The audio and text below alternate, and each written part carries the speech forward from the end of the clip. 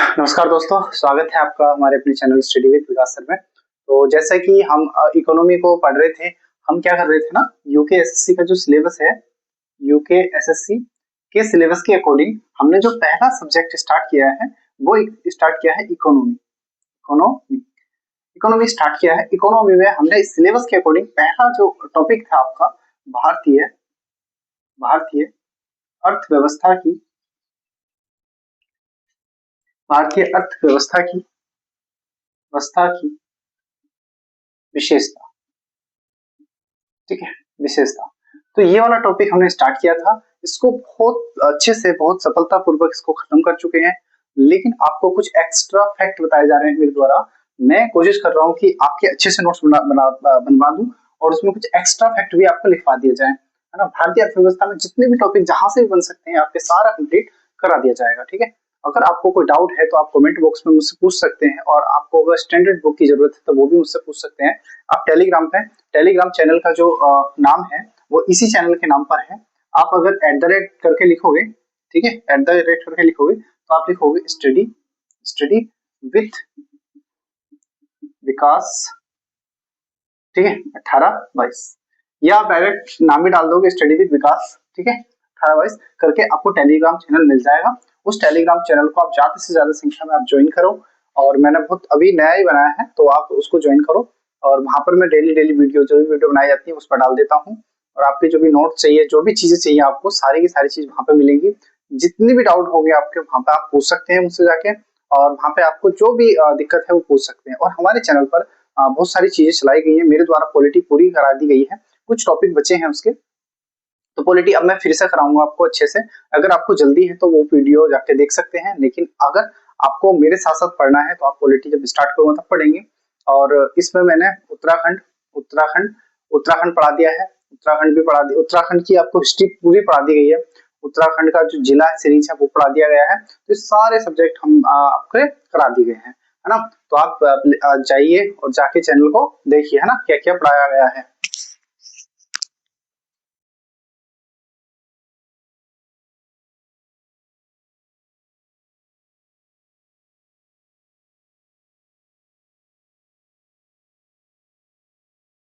हमने करा दी गई है।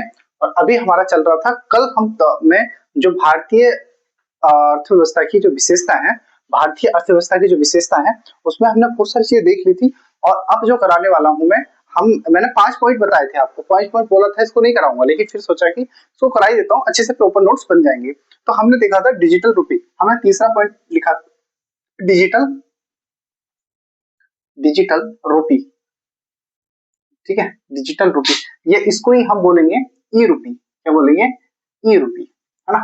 तो इसको देखते हैं हम, ई रूपी क्या होता है और कैसे काम करता है। देखो डिजिटली आजकल देखा होगा आपने, बहुत सारी हमारे यहाँ पर ऑनलाइन जो पेमेंट करने के सिस्टम चले, जैसे कि आपने सुना होगा फोन पे, है ना, फोन पे, आपने सुना होगा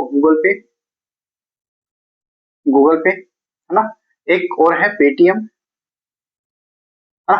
ये बहुत सारे ऐसे सोशल मीडिया, वो सॉरी, ऑनलाइन ट्रांजेक्शन के सपोर्ट के लिए हमारे ये चले हैं। और इनके द्वारा ही हम देखते हैं कि ज्यादातर डिजिटल जो चीजें होती हैं, डिजिटल जो मनी होती है वो इनके द्वारा ट्रांसफर की जाती है। आपके अकाउंट में पैसा है तो यही चीज काम करती है, आपकी जेब में पैसा है नहीं है, अगर आपके अकाउंट में पैसा है और आपके पास ये कुछ ऐप है तो आप उससे क्या कर सकते हैं, ऑनलाइन ट्रांसफर कर सकते हैं, कोई भी सामान खरीद सकते हैं। एक गवर्नमेंट ने करा था भीम ऐप, ये भी बहुत अच्छा काम करता है, ठीक है। और क्या है, और क्या है, पेटीएम हो गया, गूगल पे, फोन पे, अच्छा व्हाट्सएप पे भी आ गया है ना। व्हाट्सएप व्हाट्सएप पे भी आप किसी को पेमेंट कर सकते हैं। तो बहुत सारी जगह पेमेंट का सिस्टम चल रहा है। आप अपना फोन का रिचार्ज, बिजली का बिल, पानी का बिल, है ना, गैस कनेक्शन का बिल, हर चीज का आपको इसका ऑनलाइन आप बिल दे सकते हैं। तो यही डिजिटल करेंसी का रूप बन जाता है, डिजिटल रुपया बन जाता है। तो ये क्या होता है, देखो इसको हम एक कॉन्सेप्ट के तौर पर लिखेंगे। इसका जो कॉन्सेप्ट है वो क्या है, कॉन्सेप्ट, है ना, कॉन्सेप्ट देखेंगे तो कॉन्सेप्ट क्या है। भारत एक कैसा है, भारत एक, जो भारत है ना, भारत की जो सेंट्रल बैंक है, भारत की सेंट्रल, या फिर हम इसको बताता हूँ सीबीडीसी, सीबीडीसी, सीबीडीसी, देखो सीबी और डीसी, है ना, सीबीडीसी। आपने इसकी फुल पता होगी, फुल फॉर्म पता होगी, इसको बोलते हैं, जो ये है ना, भारत की क्या है, भारत की सेंट्रल बैंक, भारत की central bank digital currency, Bharat की क्या है, भारत की, ठीक है, यह है भारत की, भारत की, भारत की central bank digital, digital currency, है ना, है ना, यह जो है ना, यह भारत की digital sorry central bank digital currency है, क्या है, डिजिटल करेंसी है, क्या है, जो रुपया है, जो डिजिटल रुपया है वो क्या है, सीबीडीसी है, वो क्या है, सीबीडीसी है, सीबी मतलब central, central, central bank digital currency, क्या है, सेंट्रल बैंक डिजिटल करेंसी।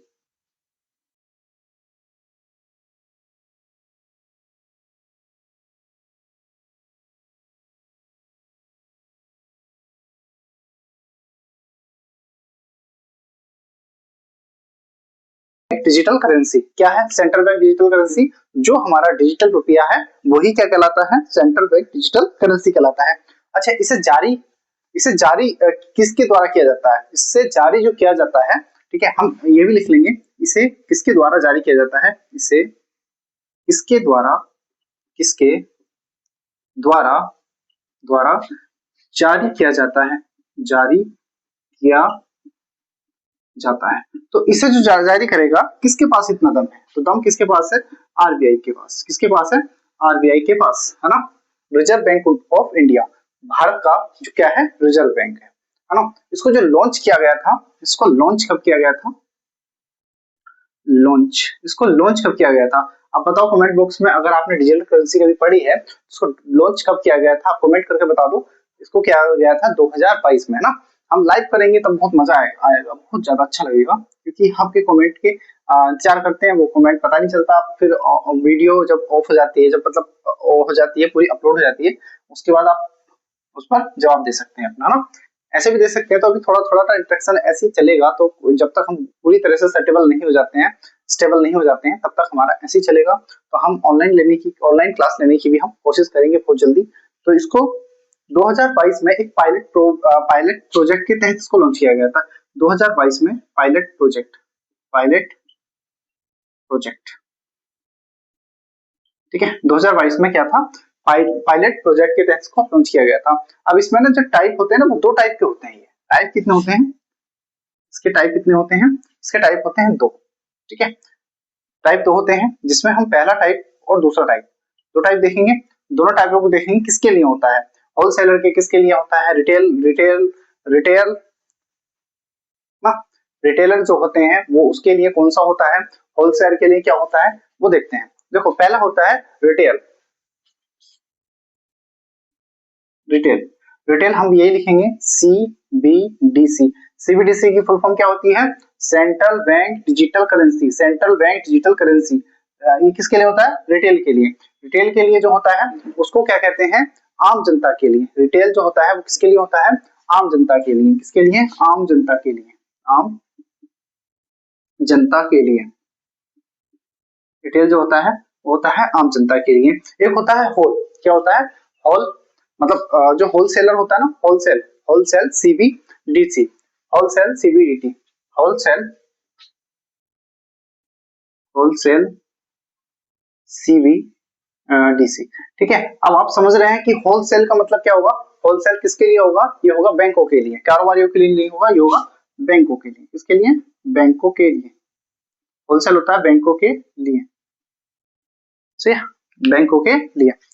चलो अब देखते हैं इसके बेनिफिट क्या होते हैं, क्या कोई बेनिफिट है, हाँ इसके बेनिफिट देखेंगे, बेनिफिट क्या क्या होंगे, आप उतारो इसको, पहला सबसे पहले जल्दी से उतारो, अच्छा साफ दिख रहा होगा पहली बात तो,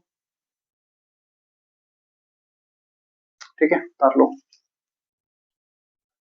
चलो इसके फायदे देखते हैं, है ना, सीबीडीसी, चलो फायदे देखते हैं इसके हम जल्दी से, बेनिफिट्स, बेनिफिट्स फायदे, फायदे देखते हैं। देखो फायदे में सबसे पहला जो फायदा आएगा, जो नकदी होती है ना, जो नकदी हमारे यहाँ छापी जाती है, हम बहुत सारा पेपर मंगाते हैं, पेपर पे इंक मंगाते हैं, पेपर मंगाते हैं, इंक मंगाते हैं, मशीन मंगाते हैं, तो बहुत सारी हमारी छपाई होती है, तो छपाई में क्या होगा, कमी आएगी। तो छपाई में कमी आएगी, उसकी लागत में कमी आएगी, तो हमें कहीं ना कहीं इससे बेनिफिट मिलेगा, क्योंकि हमें सब कुछ क्या कर देना है, ऑनलाइन कर देना है। तो क्या होगा, नकदी छापने की लागत कम, नकदी छापने की छापने की लागत लागत कम, जो नकदी छापी जाएगी उसकी लागत क्या होगी, कम होगी। पहला ये होगा हमारा बेनिफिट, पहला बेनिफिट। अच्छा, दूसरा बेनिफिट जो होगा ना, इसका क्या होगा, जो डिजिटल पेमेंट है ना, डिजिटल पेमेंट आसान हो जाएगा। क्या हो जाएगा, डिजिटल पेमेंट आसान हो जाएगा, आसान। ठीक है, जब हम डिजिटल करेंसी ले आएंगे, है ना, जब डिजिटल करेंसी ले आएंगे तो डिजिटल पेमेंट करना आसान हो जाएगा। जैसे मैंने अभी बताया, जैसे कि हमारे यहाँ फोन पे चलता है बहुत, फोन पे हर कोई चलाता है, फोन पे, गूगल पे, पेटीएम और भीम ऐप, ऐसे व्हाट्सएप पे भी आप आजकल करने लगे, तो सारे चलाते हैं। तो डिजिटल करेंसी, जब डिजिटल रुपया आएगा तभी तो ये ज्यादातर ऑनलाइन पेमेंट चलेगी, है ना। क्या होगा, डिजिटल पेमेंट। तो डिजिटल पेमेंट क्या होगी, आसान होगी। एक क्या होगा, नेक्स्ट पॉइंट होगा, जैसे कि फाइनेंशियल जो इंक्लूजन है ना, फाइनेंशियल इंक्लूजन होगा। इससे क्या होगा, financial inclusion, inclusion financial inclusion, inclusion. ठीक है, फाइनेंशियल इंक्लूजन। ठीक है सर, इंक्लूजन ऐसा होगा शायद, है ना। देख रहे हैं स्पेलिंग क्या होती है, इंक्लूजन, इंक्लूजन की स्पेलिंग लिखी मैंने, इंक्लूजन ऐसा होगा। ठीक है, इंक्लूजन, फाइनेंशियल इंक्लूजन। उसके बाद क्या हो जाएगा, जो क्रिप्टो है ना, क्रिप्टो करेंसी, क्रिप्टो करेंसी एक विकल्प बन जाएगा, क्रिप्टो करेंसी का विकल्प। चौथा होगा क्रिप्टो करेंसी। क्रिप्टो आपने सुना होगा ना, क्रिप्टो, क्रिप्टो क्रिप्टो मुद्रा, जो क्रिप्टो मुद्रा है, उसका क्या होगा, उसका चलन स्टार्ट हो जाएगा ना, उसका चलन स्टार्ट हो जाएगा, तो वो उसका क्या बन जाएगा, एक विकल्प बन जाएगा, विकल्प, क्रिप्टो करेंसी का विकल्प विकल्प हो जाएगा। तो हमने फायदे देखे, जो डिजिटल करेंसी है, डिजिटल रुपया है, उसके फायदे होते हैं, नकदी छापने की लागत होगी, डिजिटल पेमेंट जो होगी वो आसान होगी, फाइनेंशियल इंक्लूजन होगा, क्रिप्टो क्रिप्टो जो करेंसी है, मुद्रा है, वो क्या होगा, एक विकल्प बनेगा। अभी हम क्या देखेंगे, इसकी जो लेटेस्ट अपडेट है, कुछ अपडेट देख लेते हैं इसकी, जो अपडेट है, अपडेट भी आपको बता देता हूँ, जो लेटेस्ट अपडेट है। जैसे पहले अपडेट है, कई शहरों में क्या हो ना, कई शहरों में ई रुपया जो है ना, या ई वॉलेट, कई शहरों में ई वॉलेट जो पायलट क्या चल रहा है, पायलट चल रहा है, मतलब उसका जो है ई वॉलेट चल रहा है। मतलब ई वॉलेट क्या कहते हैं ना, जैसे आपकी पेमेंट है, तो पेमेंट आपको वॉलेट में ना रख के आप ई वॉलेट में अपने फोन में रख सकते हैं ना। तो कई शहरों में क्या चल रहा है, ई वॉलेट चल रहा है, ई वॉलेट पायलट प्रोजेक्ट के तहत चल रहा है। तो पहला पहला सॉरी पहला है, कई शहरों में ई रुपया, कई शहरों में कई शहरों में ई रुपया, है ना, ई रुपया मतलब डिजिटल करेंसी या फिर इलेक्ट्रॉनिक करेंसी, है ना। ई रुपया वॉलेट, वॉलेट पायलट चल रहा है। ठीक है, पायलट, ठीक है, पायलट चल रहा है, चल रहा है। सही है। इसकी ये जो है ना, अभी करंटली जो अपडेट है, वो अपडेट बता रहा हूँ कि हाँ, कुछ शहरों में चल भी रहा है। अब पूछोगे आपने, आपका डाउट होगा कि ये डिजिटल रुपया है, वो क्या कहीं चल भी रहा है, कि हाँ बिल्कुल चल रहा है, कई शहरों में चल भी रहा है। अच्छा, कुछ बैंकों में ना क्या हो रहा है, दूसरा क्या है ना, कुछ बैंकों में जो मर्चेंट है ना, मर्चेंट्स मर्चेंट्स मतलब व्यापारी, व्यापारी को जोड़ा गया है। कुछ बैंकों में मर्चेंट्स को भी जोड़ा गया है, व्यापारियों को जोड़ा गया है। दूसरा तो कुछ बैंकों में, कुछ बैंकों में किसको जोड़ा गया है, मर्चेंट्स, किसको, मर्चेंट्स, मर्चेंट ने भी नहीं, मर्चेंट, मर्चेंट्स को जोड़ा जोड़ा गया है ना। कुछ बैंकों में मर्चेंट्स को भी जोड़ा गया है। ओके, इसका तीसरा एक पॉइंट और लिख लेंगे, जो धीरे धीरे ना, धीरे धीरे इसे पूरे पूरे देश में लागू करने की योजना बना रही है सरकार। इससे क्या होगा, धीरे धीरे इसे, धीरे धीरे धीरे धीरे पूरे देश में लागू कराने की योजना बनाई जा रही है, धीरे धीरे पूरे देश में इसको लागू करने की क्या बनाई जा रही है, योजना बनाई जा रही है। जैसे हम देख लेंगे ना, आपका एग्जांपल लिखा देता हूँ। जैसे आपने सुना होगा यूपीआई, है ना, एग्जांपल एग्जांपल लिख लेंगे, इसको मैं बाद में बताऊंगा, पहले एग्जांपल लिख लेते हैं। एग्जांपल लिख लो यूपीआई, है ना। यूपीआई की फुल फॉर्म बताओगे आप मुझे। जैसे यूपीआई हो गया, पेमेंट पेटीएम हो गया या फोन पे हो गई, एक एग्जांपल है। वैसे ही क्या होगा ना, भविष्य में क्या होगा, रुपी वॉलेट भी हो सकता है ना। भविष्य में क्या हो जाएगा, रुपए जो वॉलेट है, रुपए वॉलेट स्टार्ट हो जाएगा। तो जैसे यूपीआई हो गया, यूपीआई पेमेंट सिस्टम, ठीक है, यूनिफाइड पेमेंट सिस्टम, है ना।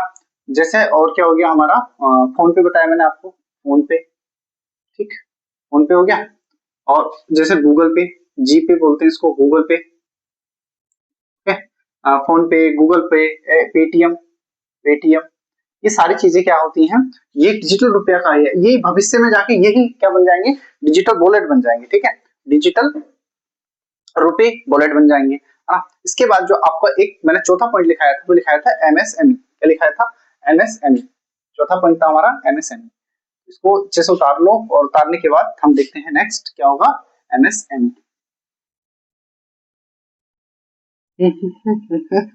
एमएसएमई उतार लिया होगा, चलो कोई नहीं, ठीक है। हाँ, चौथा होगा एमएसएमई। एमएसएमई भारत की विशेषता लिख रहा है ना, एमएसएमई, और इसका लिखा था मैंने सशक्तिकरण, एमएसएमई का सशक्तिकरण। चलो अब इसके बारे में एक एक पॉइंट समझते हैं। मैं पहला बताता जाऊंगा, उसके बाद हम समझते जाएंगे। देखो, इसकी जो फुल फॉर्म होती है, सबसे पहले हम यही देखेंगे इसकी फुल फॉर्म। फुल फॉर्म, इसका पूरा नाम क्या है, संक्षिप्त रूप क्या, क्या कहते हैं, इसका विस्तारित रूप क्या है, वो कहते हैं माइक्रो, क्या बोलते हैं, M for micro, micro small, micro small. अच्छा, और क्या होगा, medium and medium, micro small and medium, and medium, ठीक है। इससे क्या होगा, इंटरप्राइजेस, क्या होगा, इंटरप्राइजेस, क्या होगा, इंटरप्राइजेस, इंटरप्राइजेस, ठीक। तो क्या होगा, एमएसएमई की फुल फॉर्म होगी micro small and medium enterprises, ठीक है। भारत में जो एमएसएमई की भूमिका देखेंगे, भारत में एमएसएमई की भूमिका, भारत में एमएसएमई की भूमिका देखेंगे। अब इसमें हम पॉइंट वाइज पॉइंट डालते जाएंगे और हम इसको समझते जाएंगे। पहला पॉइंट क्या है, जैसे लगभग क्या होता है ना, लगभग 6 करोड़, लगभग 6 करोड़ एमएसएमई यूनिट्स हैं। कितनी यूनिट्स हैं, लगभग 6 करोड़। अगर इसको सही से बोला जाए तो 6.3%, 3.6.3 करोड़ एमएसएमई क्या है, यूनिट है। तो पहला है लगभग, जो भारत में ना लगभग लगभग 6.3 करोड़, 3 करोड़ एमएसएमई यूनिट है, क्या है, यूनिट्स है। लगभग जो है भारत में कितने करोड़ यूनिट्स हैं, 6 करोड़। तो 6, अगर पूरी डाटा बताया जाए तो 6.3 करोड़ एमएसएमई क्या है, यूनिट्स हैं। उसके बाद अगर जीडीपी में देखा जाए तो जीडीपी में लगभग इसका योगदान 30% है। लगभग जीडीपी में लगभग इसका योगदान कितने परसेंट है, लगभग जीडीपी में कितना परसेंट है, लगभग 30 से 40%, 30% लिखेंगे, 30%, कितने परसेंट है, 30%। तो कितने परसेंट योगदान है एमएसएमई का जीडीपी में, 30% योगदान है। एक पॉइंट और देख लेते हैं, जैसे रोजगार होता है ना, तो रोजगार में, इसमें जो रोजगार देता है, ये लगभग पूरे देश में 12 करोड़ लोगों को रोजगार देता है ना। तो रोजगार, एमएसएमई जो रोजगार देता है, रोजगार, रोजगार लगभग कितने परसेंट, लगभग 11 करोड़, 11 करोड़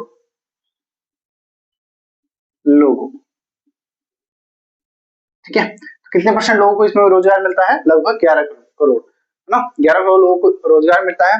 अब इसमें हम देखेंगे क्या एमएसएमई को बढ़ाने के लिए गवर्नमेंट को स्कीम लेकर आई है, ये स्कीम नहीं लेकर आई है, तो हम वो भी देख लेंगे कि स्कीम है उसको। अगर देखो डिटेल कहोगे तो डिटेल अभी नहीं कराऊंगा मैं, डिटेल आपको वैसे मैंने योजनाएं कुछ करा दी हैं, और योजना का एक अलग ही टॉपिक ले लेंगे, उसमें मैं अच्छे से आपको डिटेल से करा दूंगा। लेकिन अभी क्या करेंगे, हम सिर्फ एमएसएमई को समझ रहे हैं, है ना। हम अपना सिलेबस भी खत्म करना है। अगर सिलेबस अगर यही चलता रहा कि इसकी फुल फॉर्म, फिर उसके बाद तो एक टॉपिक पे ही नहीं निकल पाएंगे हम।